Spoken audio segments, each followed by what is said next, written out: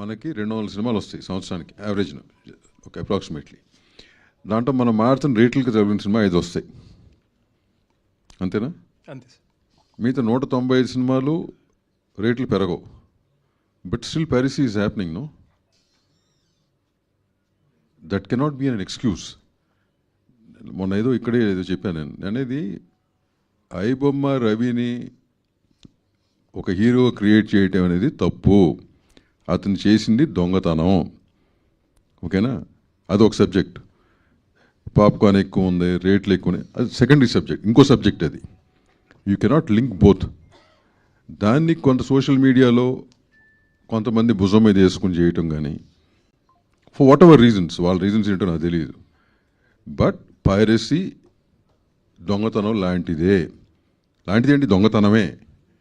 దాని మూల చాలామంది జీవితాలు నాశనం అవుతాయి. ఇప్పుడు ఇదే సినిమా ఉంది, దీంట్లో అట్లీస్ట్ ఒక 100 మంది పనిచేసి ఉంటారు, ఇంటూ 200 మంది. వీళ్ళు ఫస్ట్ డే ఈవినింగ్ కల్లా పైరసీ పెడితే వచ్చే జనం కూడా థియేటర్ రావట్లేదు కదా, అది మీకు తెలుసు కదా, చూస్తున్నారు కదా, ఓకేనా? సో దాని మూలంగా ఏమవుతుంది? ఇంకోటి, people feel it's right to watch. Maybe today they are able to watch, tomorrow the rules. ఇప్పుడు లా అని మారుతుంది.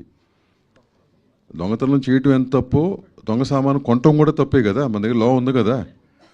So slowly things are changing. ఇప్పుడు ఇండస్ట్రీని 100% ఫిల్మ్స్ మేము కాపాడుకోవాలి. ఇప్పుడున్న position we have to save ourselves. Piracy department అనేది 20 ఏళ్ళ నుంచి చేస్తున్నాం. ఐబొమ్మ రవి అనేది ఒక ఆపరేషన్లో దొరికాడు. అతను ఏదో రాబిన్హుడ్ అని పేరు చెప్పారు. రాబిన్హుడ్ మీనింగ్ ఏంటి మీరు చెప్పగలరా? దొంగ అవ్వచ్చు. ఎందుకు రాబిన్హుడ్ అని పేరు వచ్చింది? ఉన్నోడి దగ్గర డబ్బు దోసి లేనోడికి ఇవ్వటానికి. అతను డబ్బు రూపాన్ని ఏమైనా ఇచ్చాడా? ఫ్రాన్స్లో ఉంటున్నాడు, క్యారిబియన్ ఐలాండ్స్లో సిటిజన్షిప్ ఉంది. And the kind of, I can't relieve case, subjects matter అవుతుంది కాబట్టి, ఓకేనా? So many assets, so much of stuff is there. సో ఇక్కడ ఏంటంటే కొంతమంది కావాలని చేశారా, దీన్ని కావాలని ట్రయింగ్ టు డూ ఇట్ అని నాకు తెలియదు. Maybe other pirates are trying to fund it and getting it done. I have no clue, నిజంగా తెలియదు. But what's happening is not right. Sir కాకపోతే ఇప్పుడు రేట్లు పెంచడం అనేది ప్రతిసారి అదే డిబేట్ జరుగుతుంది. చాలా సినిమాలకి పెంచి సఫర్ అవుతున్న సినిమాలు కూడా ఉన్నాయి.